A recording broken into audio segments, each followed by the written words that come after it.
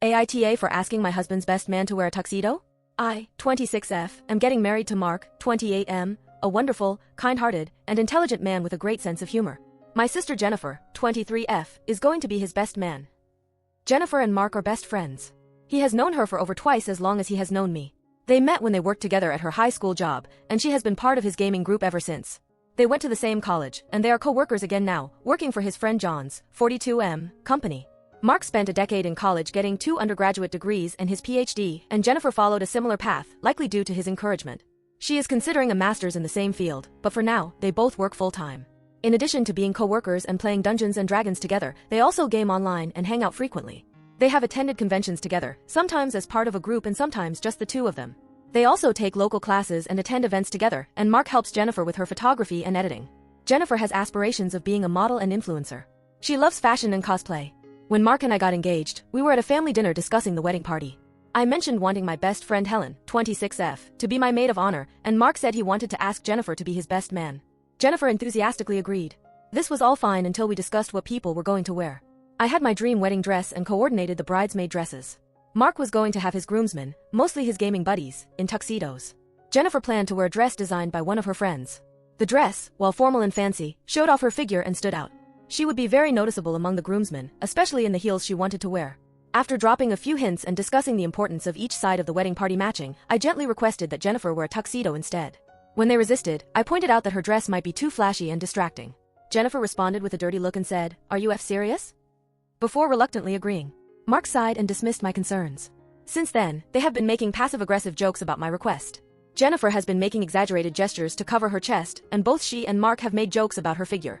Jennifer is disappointed about not wearing the dress, and her friend who designed it is upset too.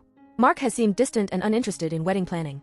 When I suggested some women's tuxedos to Jennifer, she showed me one she had already picked out and accused me of micromanaging. My parents sided with Jennifer and said I should let her wear the dress.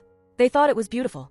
My father suggested I stop bothering her about the tuxedo if I was going to make her wear one and let her choose the one she wanted. The tuxedo she picked is very tailored and visually striking, and I feel she would still stand out. When I tried to get Mark to weigh in, he said, "It's your wedding, do whatever you want." He didn't seem invested and didn't want to argue. Jennifer and I still live at home with our parents, and it has been awkward around each other. I have been staying over at Mark's a lot, and I was supposed to be moving in, but he has been passive about it recently. Everyone seems to think I'm the a-hole here, even though Mark and Jennifer are the ones being passive-aggressive.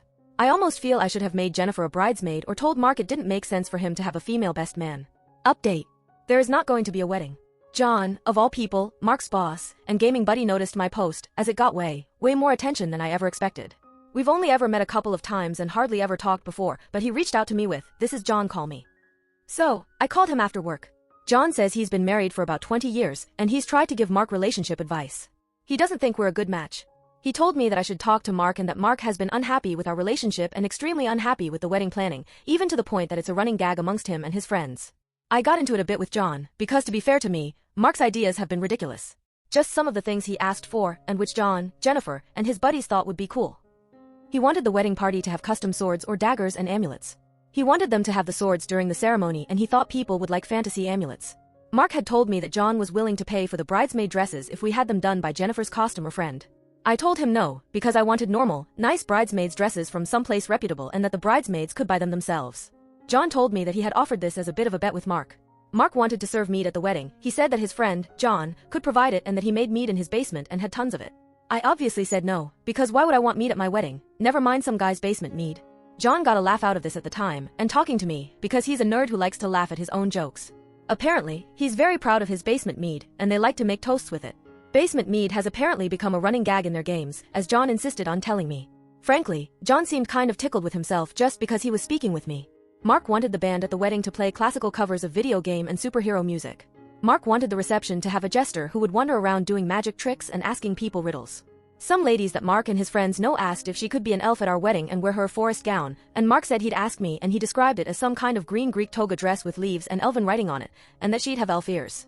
It's a wedding, not a costume party, so I don't even know why he would ask that. I mentioned this stuff to John, and he recognized all of it and some more things to add besides, because Mark would always vent to them about the wedding plans, and John just agreed along saying that I was constantly shooting down all of Mark's ideas. The point is that all of Mark's ideas were completely ridiculous, and that I wanted to have a wedding and not a Halloween party. John laughed when I brought this up to him and said that these ideas were awesome and that was just being too boring. John said that he thought we weren't a good match, and that he's told Mark that he needs to talk to me. I asked him if he thought Mark and Jennifer were a good match, and he just said yes. I asked if there had been anything between them, and he said no. He said he's 100% certain they've never hooked up, because Mark doesn't have the poker face for it, especially with as much as him and the other group members rib them over it. He said that Mark is too oblivious for his own good and that the week after her 18th birthday Jennifer said, pretty much straight to Mark, "I'm 18, so you can F me now," and Mark just laughed it off as a joke. It does sound like something she'd say because she loved making inappropriate sexual jokes. John thought there was more to it though. They've had their characters date each other in games. He said they've been the very model of chastity since Mark has been dating me. Once at an event she was supposed to kiss Mark, but instead she kissed the palm of her hand and then had him kiss her palm. John is fully confident that neither of them would cheat. I went over to Mark's house, because he hadn't called or texted in a while, and he basically confirmed everything John said. Mark said that I stressed him out when I was over, and he wasn't sure about me moving in because thinking about it gave him anxiety. He didn't like any of my ideas for our house, it was his childhood home, and he's resistant to changing anything. He just has his stuff everywhere and wherever. He kept trying to talk about giving me some rooms or some space when it's supposed to be our home where all of the space belongs to both of us. He was extremely frustrated about the wedding planning, and he felt like he didn't have a say. He said the dress Jennifer wanted to wear was just about the final straw because I told him he could pick the outfits for the groomsmen, and I told him Jen could be in a dress as long as it matched. She really loves the dress, and she got it from her friend. She and John and apparently all of his buddies warned him that I'd find some way to have a problem with it. He says that I tell him in circles whenever he tries to choose or change anything, even though all of his suggestions are ridiculous. And he said he'd just about given up caring by the time I complained about the dress, so he didn't bother fighting about it. He said it upset him the way I was body-shaming Jennifer about her figure and her breasts. He thought I was being jealous and controlling, and that I had been a bridezilla ever since he proposed. When I asked him why he even proposed, if I apparently give him anxiety and he doesn't even want me to move in with him, he said he felt like he was pressured to either propose or break up, and he hoped things would get better and that he didn't know if he had a good enough reason to break up. When I told him that I never pressured him to propose, he said that all of my friends and family know that I consider it a goal to get married before I'm 30, and he brought up a document on his phone where he had taken notes about what kind of proposal I wanted from all the times I had talked about it. He said that he started the document because of how obviously important it was to me to have a perfect proposal and how often I talked about what I wanted. He proposed because he felt like he had to either marry me or dump me if I was going to have time for my plans. I don't think there's anything wrong with having a timeline for your life, and I wanted to start having kids by my late 20s or early 30s at the latest.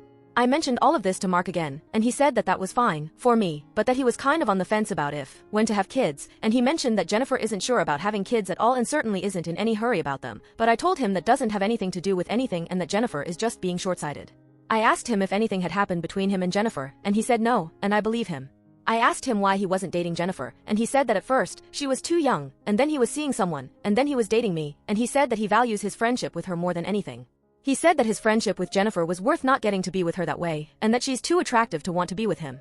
Apparently, the only reason Mark even started dating me is because he tried flirting with me at a family party we were at, and he said I seemed into him. He doesn't think of himself as handsome, but he is, and he's got his PhD, a great job, and his own house at 28. He's definitely a catch. He didn't agree, and he said he's only ever dated his high school prom date, a girl who was kind of his girlfriend until she graduated and left, and me. Mark apologized and said that he wanted to put a hold on any more wedding or moving plans, and that he wasn't sure about the relationship. I had already started crying, but then I broke down and he apologized again. He said he was sorry for messing up my plans and that he kept hoping things would get better. I left as soon as I felt like I could drive. By the time I got home, Mark had already texted Jen, "Your sister is crying." Sorry, and the two of them had been on the phone the whole time, and of course my mom knew, and she tried to comfort me, but I could just tell she wanted to say "I told you so," because she had been warning me I was going to drive Mark away, and she thought he was better with Jennifer too. Jennifer said that she tried really hard to have this work out, because she just wants Mark to be happy, and that she had tried inviting me to be gaming, and for Christmas before last she bought me a Switch with games Mark likes, and that she was sorry stuff happened this way. She accused me of not really liking or caring about Mark and just wanting a generic husband. When I told her that wasn't fair, she mentioned the same stuff from the wedding planning and a bunch of other stuff from our relationship that she said made Mark feel ignored or suffocated. She said that the only reason I liked him was because he ticked boxes and always gave in and let me have my way. We started arguing, but our mom stepped in before we could get into it too bad. I asked Jennifer about what this meant for her, and Mark, and she said he is absolutely her best friend, and nothing is ever going to change that, and that she loves him. When I asked how she loves him, she just said that's not a discussion she wants to have right now. Our mom said everyone needed to cool off, and that was enough for Jen to step away and drop the subject. One of the commenters on my original post asked why I was marrying my sister's boyfriend, and my mom asked very nearly the same thing. She questioned how I had started dating Mark just about as soon as his age gap with Jennifer stopped being awkward, and she implied I shouldn't have been dating him in the first place. That's not fair at all. It's not like he's her property, and Jennifer can clearly just go get whatever man she wants. It's not like she had any kind of claim on a man just for knowing him. Even while she was trying to comfort me and saying that things will be alright, my mom wouldn't stop implying that I was wrong for going after Mark in the first place or criticizing me for how the relationship went. She said that Mark wasn't the man for me, and I could tell she meant that he belonged with someone like Jennifer, as if I'm not good enough or what I want doesn't matter. And then I caught her talking to Jen about how things should be fine and how she should try not to be too mad at me as if I was the one in the wrong or I should be apologizing to her.